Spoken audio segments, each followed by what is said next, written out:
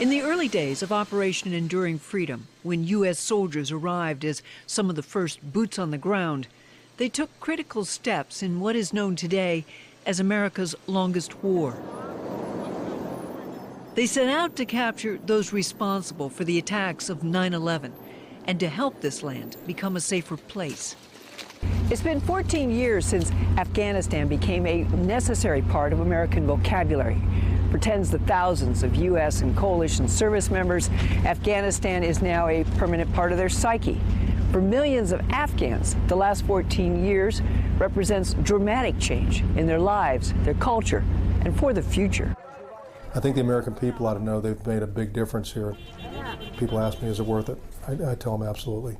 And if you take a look at any of the measurable statistics, whether it's roads, cell phones, life expectancy, people in school, teachers, jobs, on, those numbers continue to go up. And without security and without the sacrifice of our men and women, wouldn't have been there.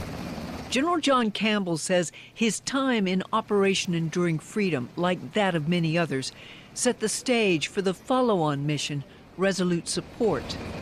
He acknowledges the changes that have taken place over the years in Afghanistan are dramatic. Afghans today are partners working with U.S. and coalition forces to secure their land, moving forward a little more every day, away from the grasp of insurgents and closer to long-term stability. They have taken on this fight. I mean, they own the security of their country. It's time for them to do that. They're ready. They've done that. They've been in the lead for the last two fighting seasons. They have it for this upcoming fighting season.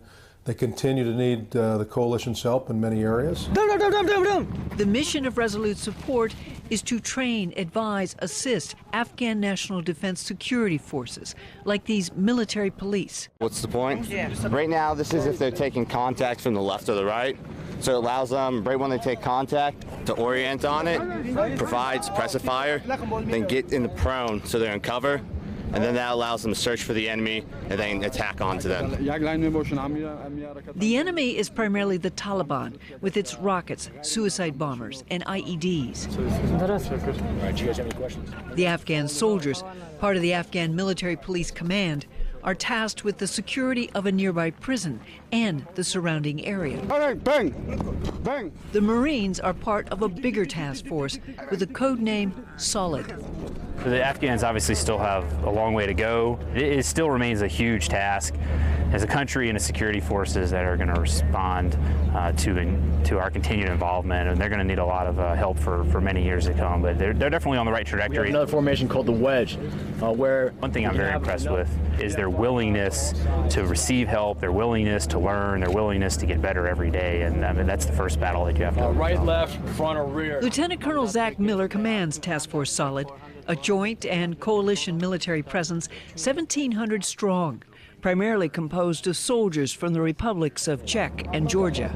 We're responsible for all of the security on Bagram Airfield, the perimeter, the entry control points, but more importantly, we're responsible for the security outside of the airfield.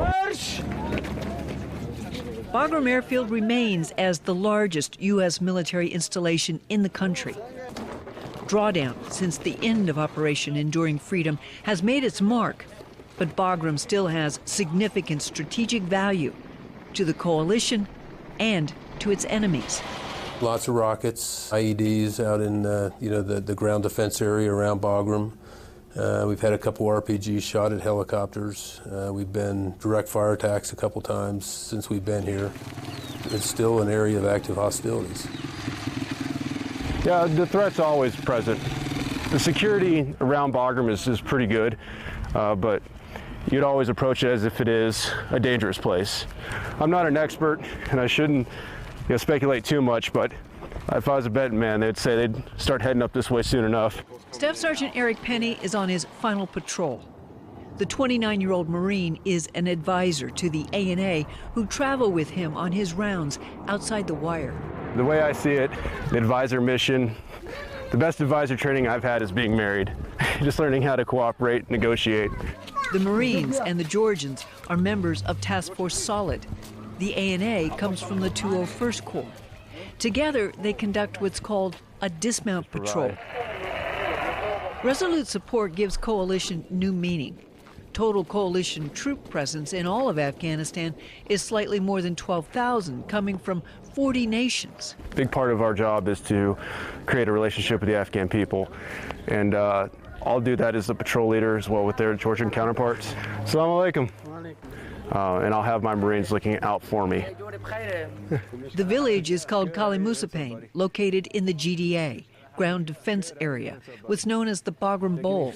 Security concerns in the village or around here? The patrols extend over an area that is within striking distance of the enemy, Afghan real estate that is some 300 miles and is home to some 300,000 Afghans. The patrols are daily adventures that take them around the bowl. Each day they walk from 3 to 6 miles, depending on the village or town. This mission, I think, sometimes is dangerous because you know this is Afghanistan. So it's our job. So we are moving as a village with Marines. Marines and Georgian guys are moving. We are moving together, and so it's very interesting sometimes. The interaction with the locals does a couple of things: establishes a collective security presence and puts Afghan forces out front